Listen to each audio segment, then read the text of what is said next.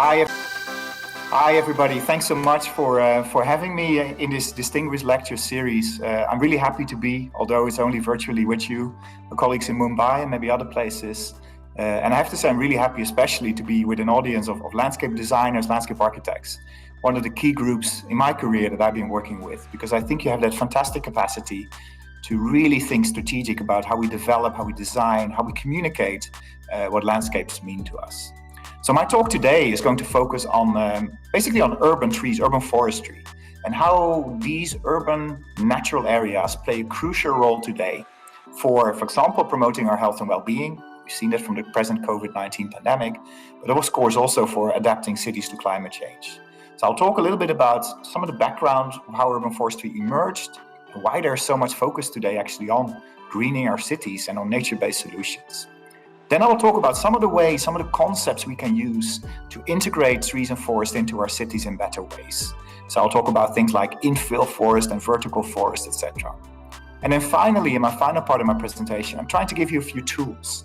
I'll talk about the 12 C's, things like connection and communication, etc., of how we can actually move forward and be more professional, more successful in what we do. And I end up even with a little rule of thumb that we can use as we start greening our cities, or even make our cities more green. So really great to be with you, and looking forward to sharing my thoughts. All right, I'm really glad to be able to talk to you about a topic which is close to my heart, landscapes and well-being. And I will do that from the field of my primary work, which is urban forestry, really taking care of all the trees and forests in cities and towns. And as you will see, there are quite a lot of interesting links, I think, to the work that many of you are doing as landscape architects, urban designers in Mumbai and other places. Because of course, it's all ultimately about designing greener, more resilient and better cities. So of course, as you've also experienced in Mumbai and India in general, and we have experienced here in Barcelona, and this is when I was still in Vancouver, the current COVID-19 pandemic, of course, has impacted our lives pretty heavily. We have been under various stay-at-home orders, lockdowns. Airports have looked very untypically quiet.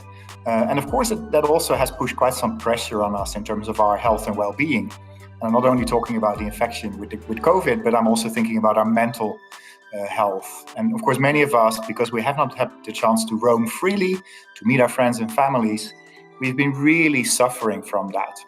Luckily, some of us have still had contact or opportunities to go out to green spaces. So this is the city of Vancouver last summer, where luckily the city maintained access to its beaches and green spaces. So they were very quick out to put signs up and to say that you can use green spaces, but please keep physical distance. I don't really like the word social distancing. I usually say physical distancing.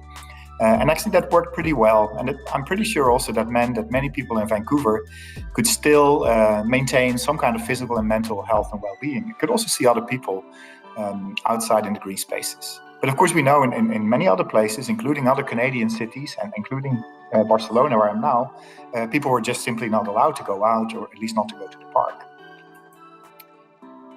We saw in many places, and this is some images from Germany, some studies done by Kleinstroth and Kowarik. We've seen in the areas where actually people were allowed to go out in nature were big peaks of use of green spaces in terms of walking, biking, just hanging out. But sometimes the use became so intense that areas had to be closed off. So it really showed the immense importance, of course, of our urban nature, urban landscape in times of crisis. But of course, in generally, we really need trees, we really need green spaces around us for many reasons. We did some work based on all these issues with COVID and the use of green spaces, etc.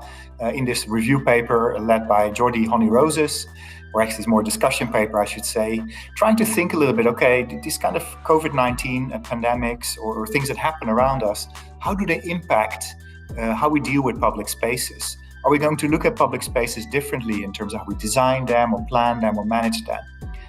Does everybody have the same access to public spaces? Are we going to focus more on the specific health benefits of these green spaces?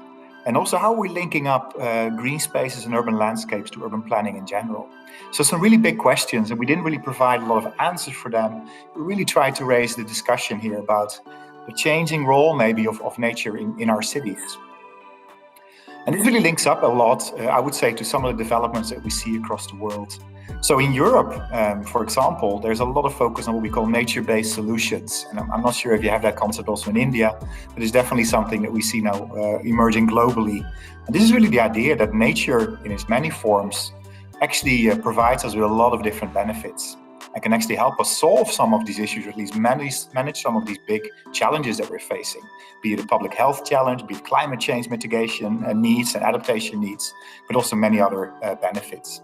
So it's a really interesting links here also to the Sustainable Development Goals, of course, that call for a more just, more green, more resilient world. But nature-based solutions are defined by the European Commission, European Union, as solutions that are inspired and supported by nature. And of course, there's some debate about how natural should these solutions be. Many people, including myself, think, of course, that nature should really be part of this. It's not enough to, let's say, just imitate nature, biomimicry, and derive inspiration from nature. That's also great, and we need to do that. But when we talk about nature-based solutions, it's really solutions that are grounded, supported by nature. And of course, in an ideal world, these solutions can also actually help us do something, give something back to nature by, for example, promoting more nature in cities, letting trees and nature grow more freely, etc. So it's really a win-win situation in that sense. Not to over-design, not to over-manage every single piece of nature in a city, but really to think, where are the places where we can give more room to nature, where we can give nature more freedom as well. This brought us into this idea of nature-based thinking. This is some work done with colleagues like Thomas Randrup in Sweden. We wrote this little discussion paper about broadening this idea of nature-based solutions to really try to integrate natural thinking, cyclical, ecological thinking in the way we deal with cities. And we plan them, we design them, etc. Making more space for nature. And also in that sense, if we give more room for natural processes, we build resilience, but we probably also are going to get some benefits from nature that we may not always think about. For example, our children will be able to play in nature, to be inspired by it. We will have more biodiversity, there will be better habitats for animals, etc.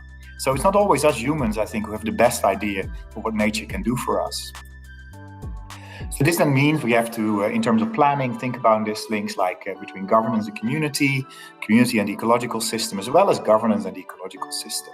And really try to think, how can we decide in the best possible ways to work with nature, developing, for example, these biophilic cities. That's one of these concepts that we see quite a bit outside.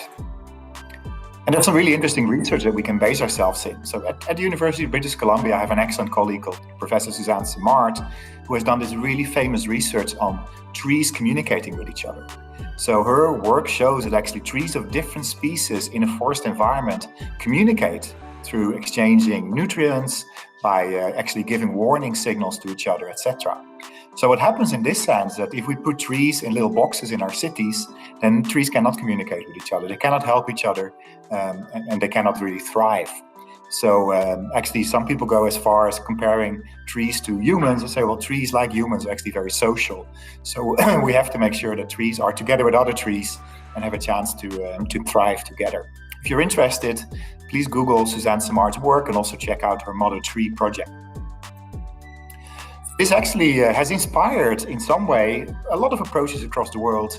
Landscape architects like the Chinese colleague Konijenendijk, who are talking a lot about things like sponge cities and greening cities, combining culture and nature in many different ways. So interesting approaches that are really starting to become more and more common across the world.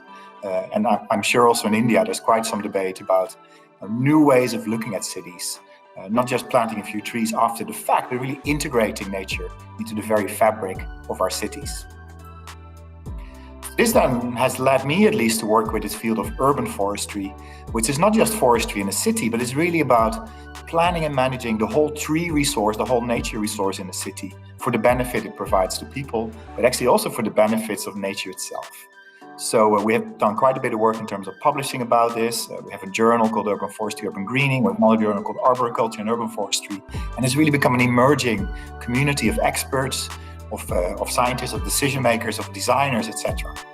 And it's very important to realize that urban forestry is an interdisciplinary field. So it's not just foresters. I'm trained as a forester, but it's landscape designers. It's definitely ecologists, it's social scientists, it's economists. It's even people with backgrounds in art and planning, etc. So urban forestry is really this interdisciplinary field that tries to use primarily trees, but also associated vegetation to promote better and more resilient cities.